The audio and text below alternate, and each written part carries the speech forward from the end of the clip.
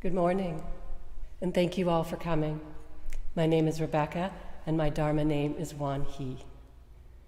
The title of my talk today is Timeless and Placeless Meditation, or You Can Take It With You. I have a favorite meditation spot. It's on my screened-in porch. I think of it as the place where I do my best meditation, a place where I'm most comfortable. In the mornings, there's fresh, cool air. I hear the cardinals and tuis and crows talking to each other, and occasionally I hear our resident owl. I face out toward the forest and let my eyes gently rest unfocused at the base of an oak tree. Squirrels pop in and out of view. Early mornings are my favorite time to meditate. I find that if I have not managed my morning time well and say, oh, I'm working from home, so it'll be very easy to meditate later, I'll just go downstairs, take a quick break from work. That usually doesn't happen. So I've set up a specific place and time for my meditation practice. This is not a bad thing. In fact, it's a recommended way to get yourself into a regular meditation practice, a way to set it up as a habit. But we don't want to stop there. The chapter in Wan Buddhist scriptures called the Dharma of Timeless Zen, is about taking the practice with us into the real world, into our everyday interactions at home or school or work, at the gas station, talking with friends, fighting with a spouse, and into a world dealing with the coronavirus. This chapter is not an easy read, not the first time you read it, not the 50th time you read it. For example, here's a sentence from the second paragraph.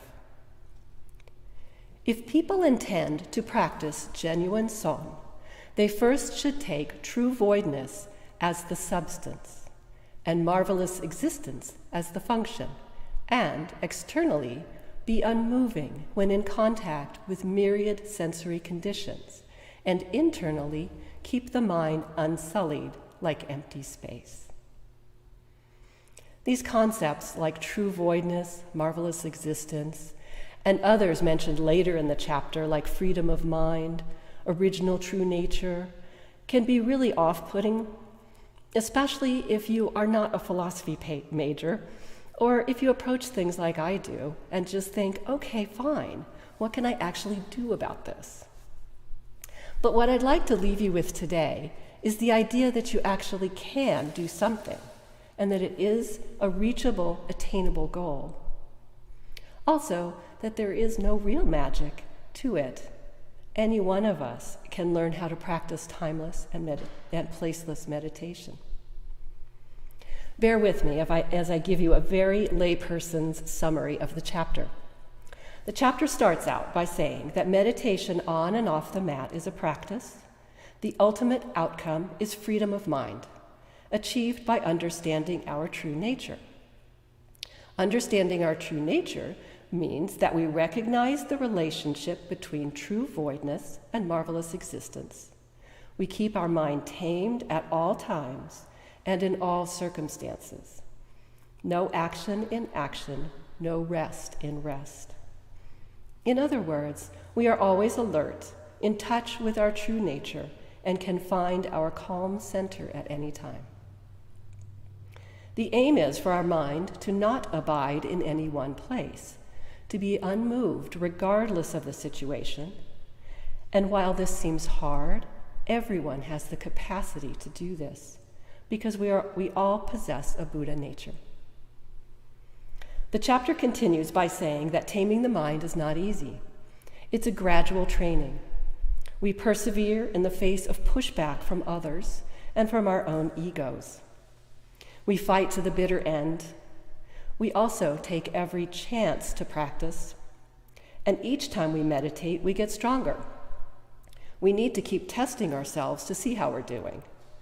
Are we ready for this particular situation? And we keep on guard.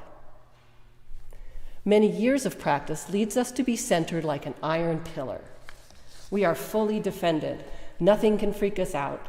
We can maintain equanimity in all situations, even in this dusty world. We find our inner calm. Eventually, we achieve understanding of non-duality. No good, no bad, no self, no other. And we are liberated. We achieve ultimate bliss.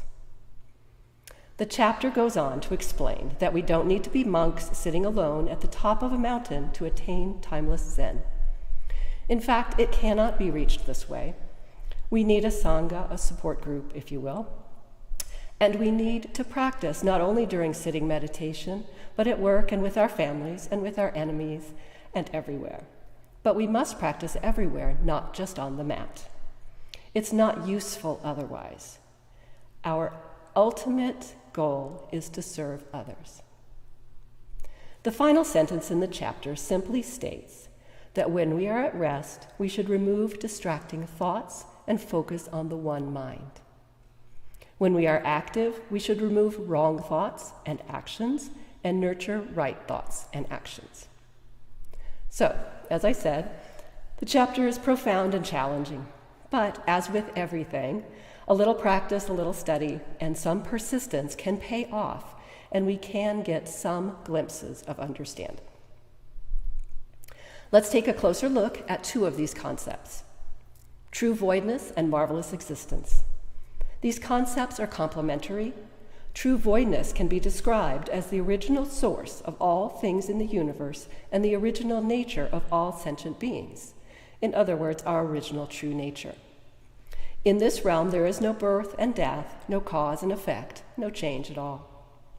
True voidness is what we are aiming for in our meditation practice. It's what we are at our core and what we strive to touch during our lifetimes. The closer we are to the source, the more we are able to model ourselves after truth, and the more we are able to progress along the path. I'm not saying it's what we actually achieve, but we practice so that we might be able to tap into that inner serenity when it's needed. Through this voidness emerges marvelous existence.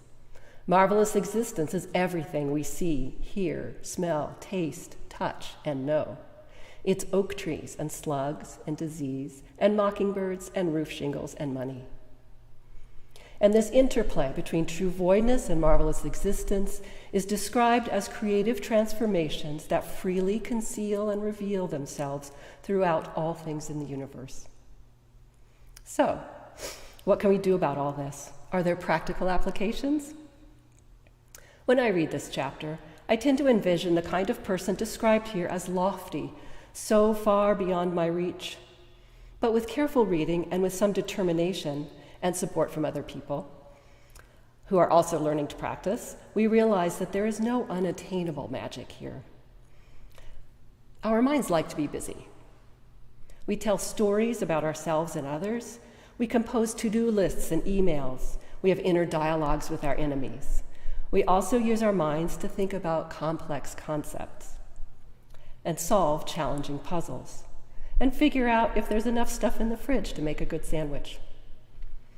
This is all okay most of the time, but it becomes not okay when we're unable to separate ourselves from our thoughts. Do you know the feeling of being consumed by your thoughts? Behaving as if your negative thoughts are the actual truth? Or maybe just not being able to shift your thoughts into a different direction if they're not very helpful. A feeling of being stuck? Getting unstuck starts with awareness, and that is easier to do when you are at rest sitting in meditation. We have the power to distance ourselves from the things that pop into our mind. As we meditate, we practice allowing thoughts to pop up, but not attaching to them, not playing with them, just letting them pass by on their own. The practice of sitting meditation primes us for dealing with the world beyond the mat. It can teach us that we are not our thoughts. With awareness comes choice in action off the mat. We can choose not to obey our ego when it says, you should get some recognition for all this hard work you're doing. And we can choose to resist when our stomach says, you really deserve that huge bowl of mint chocolate chip ice cream. As our practice strengthens, we can also gain power to not react with irritation when a particular situation pushes our buttons. We become aware of when we are getting angry or despondent, and we can do something to stop it escalating. Even if all we can do at this point is to physically walk away from a situation, that's fine. Awareness can help us in another practical way. In my experience, it's actually quite hard to assess how we are doing in our practice. There are changes, but they can be so subtle that we don't notice them and we don't acknowledge them. So let's make an effort to notice those little things when they happen. If we are able to react with compassion instead of irritation when a friend complains about what seems to be a minor trouble, this shows that we're getting stronger. Also, we can listen to and absorb what others are saying to us. I've been told a lot in the past by friends, family, and even strangers, stop panicking. You're losing it. Don't fall apart. Panicking in the face of high expectations has been my go-to response for years. But lately, I've begun to hear statements like, I rely on you in a stressful situation, and you seem so calm. These really surprise me when I hear this, but I'm now listening and believing. And that is a powerful position to be in. I still panic, certainly, but now there are times when I can maintain equanimity, and it's lovely. In closing, I'd like to show you a couple of pictures. Here we see a meditating Buddha. I noticed this Buddha during my morning walk around the block when I used to go into work, very peacefully sitting in nature, a little smile, perhaps in touch with his or her original true nature. If we pan out, however, with this same picture, we see that the environment may not be as peaceful or beautiful as we thought. Note the unattractive cyclone fence behind him, and the trash can in front of him, and what's that propped up behind the trash can? Look closely. That's actually a pooper scooper. This Buddha sits right in front of an animal hospital, and people take their dogs to that little bit of green to do their business. So, what does this have to do with timeless and placeless meditation? What can this image tell us? What exactly is the message here? Well, I don't know for sure what the message is, but I do know that you can discover one. Thank you.